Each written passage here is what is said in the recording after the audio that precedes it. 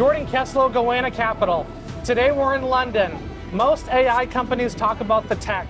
Today we're talking about the part everyone underestimates, the people behind it. We're going to talk with Victoria Weller, leading talent at ElevenLabs, one of the fastest scaling AI companies in the world. So what was it? Say one more time. Sorry, what? You had a little pause. You're like, sorry, what? All right, we're here with Victoria Weller. She leads operations at ElevenLabs. So for those who don't know, tell us what is ElevenLabs and why is it important?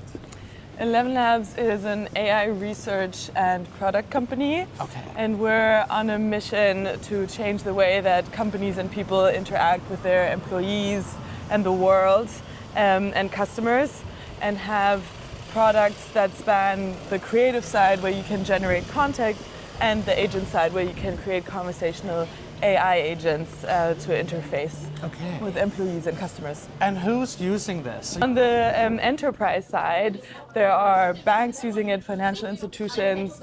There are in the health sector we're operating, but really if you think about any company, every company needs to interact with their employees and interact with their customers. And so it's not really a vertical specific solution that we offer there, but a very omnipresent one. I see. And so you are also leading all of the talent needs, all of the recruiting, correct? Yeah. And so you were here in the beginning of ElevenLabs when it was just 10 people, is that right? Yeah. And how many people do you have now? We have 550 employees, but it's almost a joke that every time we say it, it's already stale information, because we're hiring so quickly that it's just every 2 weeks we have a new onboarding cohort, and there tend to be 20, 30, 40 people in that, and so we're growing quickly. But at the moment we're at 550. I see. And which we're is here a great in London. number because it's divisible by 11. Oh, there you go. Yeah. Okay, so we'll take a little pause for a second. Milestones. Yeah. Nice. And we're here in London. Is this your main office here? Our biggest office is in London. Yeah, we're in Soho in London and Soho in New York, but we also have an office in San Francisco and in Warsaw. And then smaller satellite offices around the world, depending on where we're expanding markets or have accumulated many employees that want to work together. So a lot of people think about, AI companies in terms of the technology. How do you think of it from the human side of things? I think that's changing, actually. I think given the fact that now anyone can build with AI, the real mode is becoming the talent and the people. So it's increasingly important to bring the right people on board, to be very specific about who it is that you want at your company, who will become themselves and really is behind the mission and fits into the culture. And so I think hiring is as important as ever. And it's obviously a very competitive market. You're going after AI engineers, developers, go-to-market people. How do you kind of differentiate yourselves and get the best people? Yeah. It's true, the best AI firms are all competing for the best talent, but that's where it becomes helpful to really define your mission and think about how is your company unique and what is the unique offering that we can provide, so that we have a very specific talent set that we go after, and then the pull becomes a lot stronger. And so what's unique about ElevenLabs is that we are at the forefront of audio AI, and there we lead that space. We define that market. And if you want to be reinventing or defining what that looks like, ElevenLabs is the best place for you to join. In addition to having a very specific and, in my opinion, amazing culture where we have people that are, on the one hand, really driven and strive for a lot and are ambitious, but also really kind and humble and low ego. And so that combination allows for us to operate really quickly and achieve a lot, but in a way that feels good and is also combined in teaminess. Makes sense. I wanted to ask you about that. How do you build the culture when you're kind of spread out through all these countries? I mean, is it mainly remote workers that you have? We have 60% remote. 60% but remote. are increasingly many in our office locations, and are also investing in that because we can see the benefit of collaborating together. was I saying though? No, I think we I were had a just really talking good about point there. culture, because I was thinking, Yeah, a lot of remote. companies, when you hire them and they come into the office, you onboard them, you bring them in the office, hey, you show them around. How do you build the culture Yeah. when you're kind Yeah. of hiring throughout the world and you have a lot of remote Yeah. workers like that? Yeah. Two bits is like the operations piece, which was very easy for us because we were remote from day one. The first 10 employees were in 10 different countries, and so it is in our DNA to understand how to communicate with each other across time zones, across locations.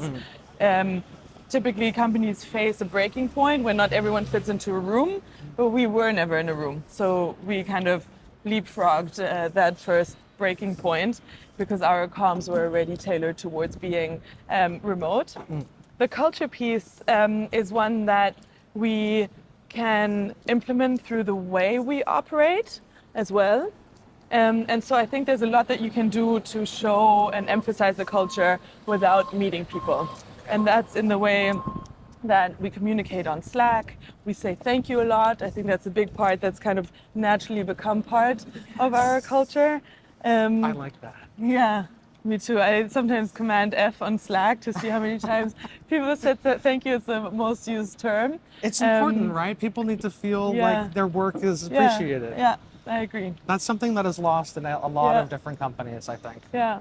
And then on the other hand, like beyond the operations, the meeting in person and just spending time with your colleagues is something that we allow or emphasize and want to make sure everyone has the chance to do, whether they're in a remote location or in an office location. So we have social travel stipends, so-called, that anyone can choose which office location to visit at any time. Oh, nice. And they don't need a business reason for it. It could be that they just want to see their colleagues. So when it comes to Goanna, we have the Goanna Collective. It's our internal talent network. It's invite only, and we've curated the best engineers, go-to-market people, all sorts of developers. How does it help you, having an external partner? How does it move the needle for you having that? For external partners, the critical thing is always the calibration. The caliber of talent alone isn't necessarily the defining factor because it also has to fit the company. Having a mobile engineer that's in San Francisco but far away from the rest of the team in Europe isn't going to work, but that's something that you have to kind of ramp up to many intricacies of the company itself. Yeah. And what roles would you say you need the most help on right now? Where could Goanna be the most effective in helping ElevenLabs? We're hiring everywhere. Everywhere, okay. And have a high bar everywhere. Yes. Go-to-market side, we have very high volumes, like account executives and sales development, CSM, and that's a global one. So we're growing a lot across the globe for those roles. But engineering, we're always looking. Recruiting now, we're looking. Yeah. Okay, so you mentioned something about having a high bar, because that's one thing I think ElevenLabs is quite well known for, is having that high bar when it comes to talent. How do you define that when you're looking for a candidate? What is the bar? Yeah, I think the quality of output, like really striving for excellence, taking ownership and being proud of what you deliver. And so it's both an attitude of wanting to do your best work, but the ability also being quite high. Why don't you just take the rest of the day off and we can keep doing this? This is good. We can walk all the way to Notting Hill, then you'll see it. You'll see that side too. Yeah. So what advice would you give someone that wants to join ElevenLabs now? Apply. I think that's the first step. I do think that it's very important to play around with the product and try out what we have on offer, to familiarize yourself with that, to get a good understanding of what we're building, and a lot of who we are as a company also comes out through the product. In terms of having excellence everywhere, like being at the forefront of audio AI, like really having that experience of what text-to-speech and AI audio can feel and look like is great, to make sure that that's something that you get excited about and want to join the mission of. Yeah, good advice. So what's one piece of advice you would give an early stage founder that's getting ready to maybe make their first 20 hires? In the beginning, Yeah. it's so hard to rely on inbound because the small companies don't have a talent brand yet. Sure. So working with the network is very important. Your personal network, the investor network, if you have one, and every great person that you trust, or if you have someone that you would want them to join, potentially they can join, but ask them who are the best 10 people that you've ever worked with and reach out to them directly. So putting a lot of effort into fostering that network early, like even before you're a founder, think about like who you come across that you think is great and kind of keep a little mental earmark that they might be great to join your future company. But once you start founding, think back of the best people that you worked with and ask them for the best people that they've worked with. That's good.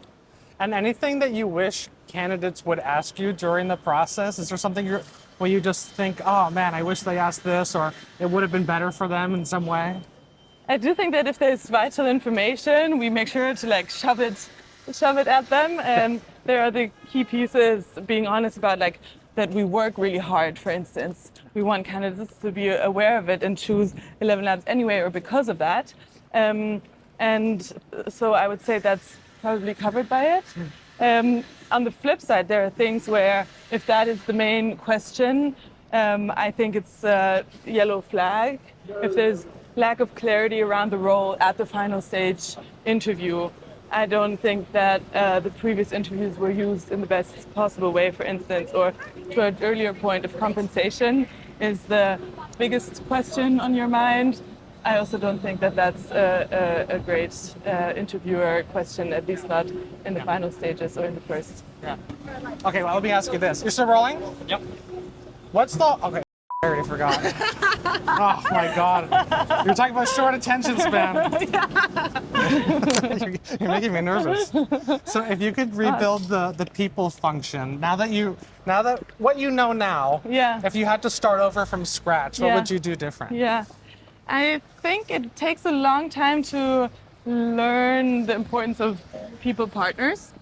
And you need really great ones too, and those are hard to find. Yeah. But I would start hiring people partners sooner, especially if you're growing so quickly, and have an IC first culture, so hire a lot for slope. And then many people that are great individual contributors excel and find themselves running a team and being managers for the first time, and having that support from the people side to help them understand what good feedback looks like, what performance management looks like, handle the difficult situations is something that I wish we had done sooner. Yeah. Well, we're happy to support you in any way. I know you guys are in touch Thank with you. Devin, so Yes. happy to do whatever it takes to help you guys grow. Appreciate that. Thank you. So what's the hardest people decision you've made in the last 12 months, and what did you learn from it? I think one thing that we run into sometimes is that there are candidates that are interviewed perfectly, and then we run a reference on them and it's really negative. Hey. And then there's that question of what do you do with those conflicting pieces of information? Like, do you trust your own process more? Do you trust the network more, or the reference more? Yes. And those have been some really hard decisions. I think you need to drill deeper into who the person is giving the reference. Would they have a motivation for leaning either side and being biased? Yeah. Do you trust their ability to judge? How long ago was it that these people worked together? Might a lot have changed in that time? Yeah. And there were instances where we hired in spite of less positive reference, and it's worked out. Okay. And there were also the opposite, where we hired someone that didn't interview so well but had a stellar reference, and it's also worked out really great. Sure. And so I don't think that's it's always like this type of decision where you can't really learn from time to time, like build a schema around it. There can be and exceptions. So that's it's all made up of exceptions. Sure. The whole thing is exceptions, and so it's hard to make those decisions at the time. Yeah.